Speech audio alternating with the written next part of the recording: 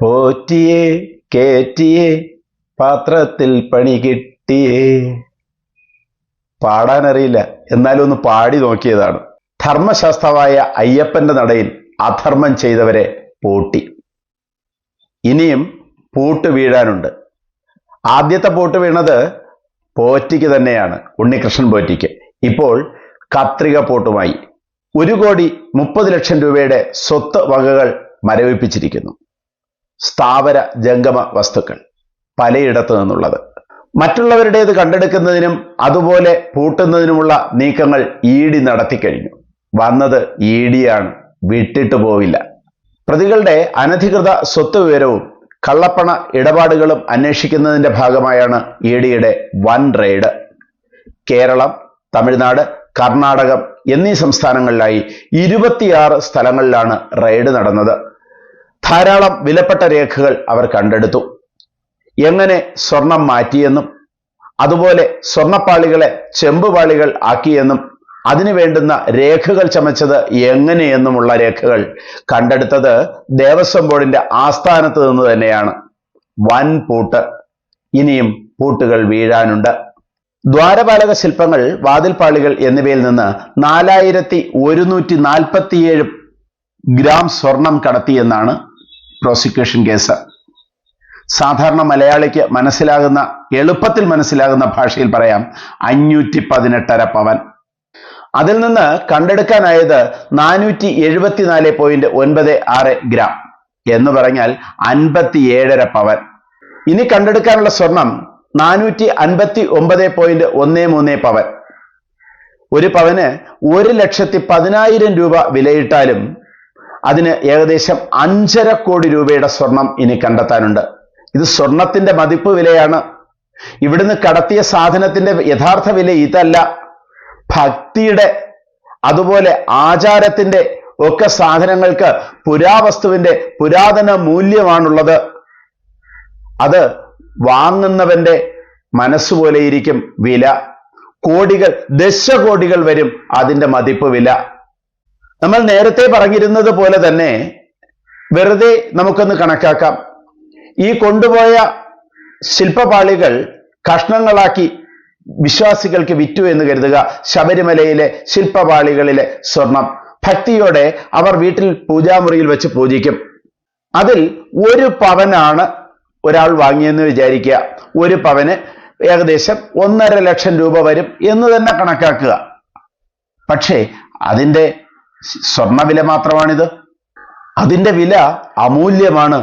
കോടികൾ വില വരും വാങ്ങുന്നയാളിൻ്റെ മനസ്സുപോലെ. കോടതി തന്നെ പറഞ്ഞിരിക്കുന്ന ഒരു കാര്യം ശ്രദ്ധിക്കുക. അസാധാരണമായ കുറ്റകൃത്യങ്ങളിൽ ഉൾപ്പെടുന്നതാണിത്. അയ്യപ്പന് സമർപ്പിക്കുന്ന സ്വർണത്തിന് വിലമതിക്കാനാവാത്ത മൂല്യമുണ്ട്. വാങ്ങാൻ ഉദ്ദേശിക്കുന്നയാളുടെ താല്പര്യമനുസരിച്ച് അതിന് ചിന്തിക്കാവുന്നതിനും അപ്പുറത്തെ വിലയുണ്ടാകും. നിലവിലെ പ്രതികളെ കൂടാതെ മറ്റാർക്കെങ്കിലും പങ്കുണ്ടോ എന്ന കാര്യത്തിൽ അന്വേഷണ ഉദ്യോഗസ്ഥർ ശ്രദ്ധിക്കണം എന്ന് കോടതി പ്രത്യേകം എടുത്തു പറഞ്ഞിരിക്കുകയാണ്. പൂട്ട് വീഴും, ഒരുപാട് പേർക്ക് പൂട്ട് വീഴും. കഴിഞ്ഞ ഒരു വീഡിയോയിൽ നമ്മൾ പറഞ്ഞിരിക്കുന്നത് പോലെ തന്നെയാണ് ഇപ്പോൾ കോടതിയുടെ ഉത്തരവും അല്ലെങ്കിൽ നിർദ്ദേശവും. സ്വർണ്ണക്കൊള്ളയേക്കാൾ വലിയ സാമ്പത്തിക ക്രമക്കേടാണ് ശബരിമലയിലെ കാണിക്കയുടെയും വഴിപാടിന്റെയും കണക്കിൽ ദേവസ്വം ബോർഡും അധികാരികളും അവരുടെ കൂട്ടാളികളും നടത്തിയിരിക്കുന്നതെന്ന് എൻഫോഴ്സ്മെന്റിന്റെ പരിശോധനയിൽ കണ്ടെത്തിയിരിക്കുകയാണ്. അത് കോടതി ശരിവച്ചിരിക്കുന്നു. ഈ കൊള്ളയുടെ വിശദമായ റിപ്പോർട്ടിനും കൂടുതൽ അന്വേഷണത്തിനും EDക്ക് കോടതി നിർദ്ദേശം നൽകി കഴിഞ്ഞു. തട്ടിപ്പിലൂടെ ഉണ്ടാക്കിയ പണത്തിന്റെ കണക്കുകളും ഡിജിറ്റൽ രേഖകളും പിടിച്ചെടുത്തവയിൽ ഉൾപ്പെടുന്നുണ്ട്. പ്രതികൾ ചുരുങ്ങിയ കാലം കൊണ്ട് വരവിൽ കവിഞ്ഞ സ്വത്ത് സമ്പാദിച്ചതിന്റെ രേഖകളും കണ്ടെത്തിയിട്ടുണ്ട്. 2019, 2025 കാലഘട്ടങ്ങളിലെ ക്രമക്കേടുകളാണ് ഇപ്പോൾ അന്വേഷിച്ചു കൊണ്ടിരിക്കുന്നത്. ശബരിമലയിലെ സ്വത്ത് സംരക്ഷിക്കേണ്ടവർ കൊള്ളക്കാരായി മാറിയെന്ന് കോടതി പ്രത്യേകം എടുത്തു പറഞ്ഞു. പ്രതികൾക്ക് ശിക്ഷ ഉറപ്പാക്കാൻ നഷ്ടപ്പെട്ട മുഴുവൻ സ്വർണവും വീണ്ടെടുക്കേണ്ടത് അനിവാര്യമാണെന്ന് ജസ്റ്റിസ് A. ബദറുദ്ദീൻ ചൂണ്ടിക്കാട്ടി. ഇത് കണ്ടെടുക്കാൻ കഴിഞ്ഞില്ലെങ്കിൽ വ്യക്തമായ കാരണം പറയണം. അല്ലെങ്കിൽ പ്രതികൾ കുറ്റത്തിൽ നിന്ന് അല്ലെങ്കിൽ ശിക്ഷയിൽ നിന്ന് രക്ഷപ്പെടുന്ന സാഹചര്യമുണ്ടാകും എന്നും കോടതി ചൂണ്ടിക്കാട്ടിയിരിക്കുന്നു. ഏറ്റവും കുറഞ്ഞത് 500 കോടി രൂപയുടെയെങ്കിലും കൊള്ളയാണ് ഈ പ്രതികൾ ഉദ്ദേശിച്ചത്. പിന്നാലെ തന്നെ ഇതിന്റെ കൂട്ടുസംഘങ്ങൾ തിരുവനന്തപുരത്തേക്കും ഒന്ന് പാളി നോക്കിയിട്ടുണ്ട്. വേറെ ഒരിടവുമല്ല, ശ്രീപത്മനാഭസ്വാമി ക്ഷേത്രത്തിലേക്കും ചുറ്റുപാടുമുള്ള അമ്പലങ്ങളിലേക്കും. അവിടെ നിന്നും സ്വർണം കടത്താനും അമൂല്യമായ വസ്തുക്കൾ കടത്താനുമുള്ള ശ്രമങ്ങൾ ആരംഭിച്ചിരുന്നു. തീർച്ചയായും ക്ഷേത്രങ്ങൾ ഭക്തജനങ്ങൾക്കാണ് വിട്ടുകൊടുക്കേണ്ടത്, ദേവസ്വം ബോർഡിനല്ല, ഈ അധികാരികൾക്കല്ല, രാഷ്ട്രീയ നേതൃത്വത്തിനല്ല, ഈ കള്ളക്കൂട്ടങ്ങൾക്കല്ല. എന്തുകൊണ്ട് ഭക്തജനങ്ങൾക്ക് വിട്ടുകൊടുക്കണം എന്നൊരു ചോദ്യമുണ്ട്. നമ്മൾ ഒരു ക്ഷേത്രത്തിലേക്ക് പോയാൽ അല്ലെങ്കിൽ ഒരു ആരാധനാലയത്തിലേക്ക് പോയാൽ കാണിക്കയായി ഇടുന്നതിൽ നിന്ന് തറയിൽ വീണ് കിടക്കുന്ന 1 രൂപ നാണയം പോലും നമ്മൾ ആരും എടുത്ത് പോക്കറ്റിലേക്ക് ഇടാറില്ല, കൈ വിറയ്ക്കും. ഇവിടെ ഈ രാഷ്ട്രീയക്കാർക്ക്, ഈ കള്ളക്കൂട്ടങ്ങൾക്ക്, ഈ കൊള്ള സംഘങ്ങൾക്ക് ഒരെളുപ്പമില്ലാതെ ദൈവത്തിനെ വരെ അടിച്ചു മാറ്റിയിരിക്കുന്നു.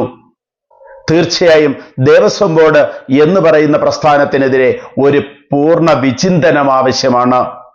ദേവസ്വം ബോർഡ് ഭക്തജനങ്ങളുടെ കയ്യിലാണ് ഇരിക്കേണ്ടത്, ഈ കള്ള തെമ്മാടി കൂട്ടങ്ങളുടെ കയ്യിലല്ല. കൂടുതൽ വാർത്തകളും വിശേഷങ്ങളുമായി ഉടൻ ഈ ചാനൽ ദയവായി സബ്സ്ക്രൈബ് ചെയ്യുക. നിങ്ങളുടെ സപ്പോർട്ടാണ് ഞങ്ങളുടെ വളർച്ച.